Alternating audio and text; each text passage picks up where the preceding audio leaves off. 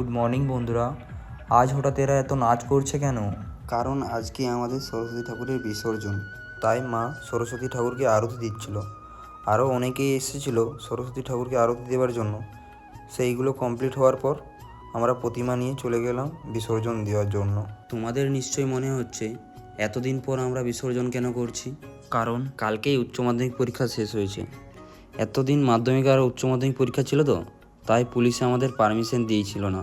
ওই জন্য উচ্চ মাধ্যমিক পরীক্ষা শেষ হওয়ার পরে আমরা বিসর্জন করছি।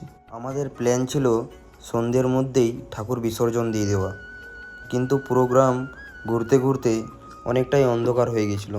আর আমরা বিসর্জনের জন্য সেরকম লাইটের ব্যবস্থাও করিনি। লাইট এনে বিসর্জন করতে করতে অনেকটাই দেরি হয়ে গেছিলো। তাই আমি আর বেশি দেরি না করেই বাড়ি চলে এলাম।